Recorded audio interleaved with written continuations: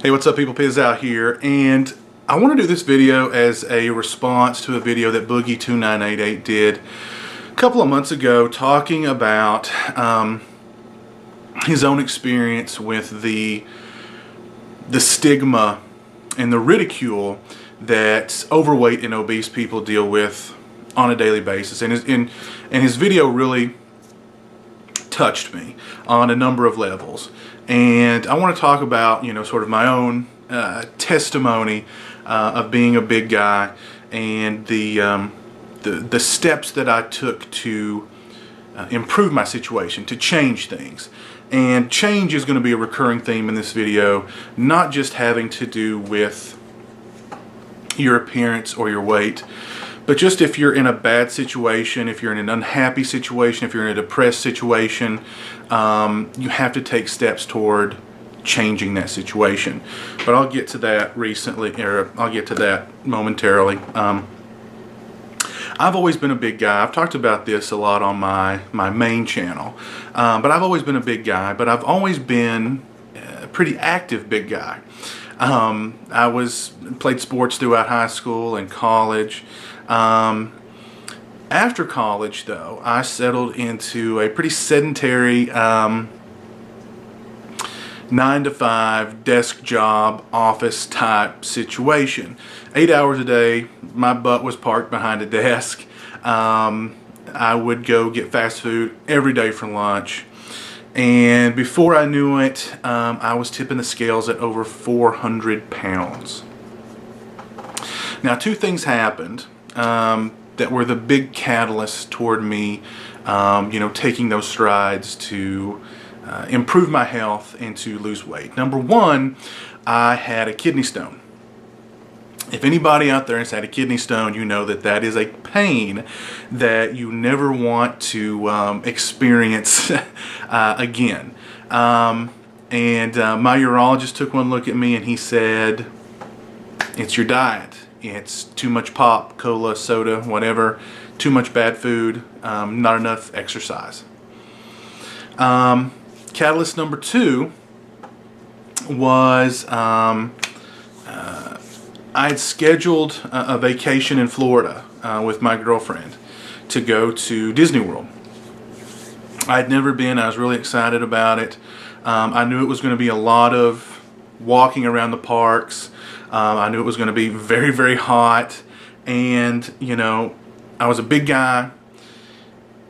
Back problems. If I walked somewhere or stood around somewhere too long, I would start to get back pain. I have pain in my heel. I have heel spurs.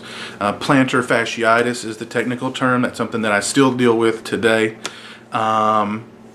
So I decided that, I needed to get in better shape and lose some weight to endure the trip to Disney World. So I decided to make a change, to take the strides toward becoming healthier and and losing weight. And that number one for me was cutting out pop, cola, soda, whatever. And that was a major, major undertaking. I was a smoker for many years. I gave up smoking like that. Cold turkey, have never looked back. Giving up soda was infinitely more difficult. And I'm not going to lie and say that I don't fall off the wagon every now and again and have a can of soda, because I do. The difference is I have a can of soda maybe once a week instead of having 3 cases a week. Step number two was looking at my diet, was cutting out, number one, the fast food, number two, the fatty, high calorie food, and replacing it with, lower calorie, more healthy food, leaner food, stuff like that. And just, less food, not eating at night, not eating, 3 or 4 slices of pizza and then I think I'll go to bed. That's not the healthiest thing to do. And it worked for me. I mean, I saw pretty dramatic a change pretty quickly. I mean, it started with, people at work saying, wow, you're losing weight. What are you doing? We can tell. And I'd be like, really? You can? But from January of 2012 to May of 2012, I lost about 40 pounds. And it was simply from cutting out the pop, eating healthier, and exercising. I would exercise, and I still do. I still walk just about every day. I will go to Walmart during my lunch break from work, and I will just do laps around Walmart for half an hour. And I do that at least 3-4 times a week, just walking around Walmart. It's inside, it's air conditioned, and if you've got a super Walmart in your town, if you walk around the perimeter, I mean, that's a pretty good walk. I mean, it's probably a quarter of a mile, if not a little bit more, every lap around the store. So yeah, but I mean, the thing that I want to emphasize here, and that I want to, that I would like to, emphasize to Boogie and to really everybody out there who is not happy with some aspect of their life, doesn't have to be their appearance or their weight, you have to take strides towards either improving your situation or towards changing your situation, or you're just going to remain sad and depressed and unhappy for the rest of your life. And who wants to lead a sad, depressed, unhappy life? You have to make the conscious effort to change.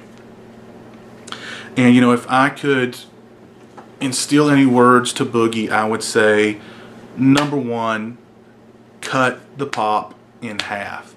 It's gonna be difficult. You will struggle with it, but water. Drink lots of water. Drink lots of water. Number two, watch what you eat. Count calories. Instead of having pizza and fast food every day, have pizza once a week. Instead of eating the whole pie, just eat half it. Try a salad. It's not bad. I mean, I was surprised. Salad is pretty good. I mean, depending on what kind of salad you get, what you get in it. Get a nice leafy salad with some, lean grilled chicken on there. I mean, that's pretty good. I mean, there's a lot of good food that is really healthy for you. You just have to seek it out and be aware of it. It's not going to be easy, but nothing that's good is. And as far as exercising, start slow. Walk around your block.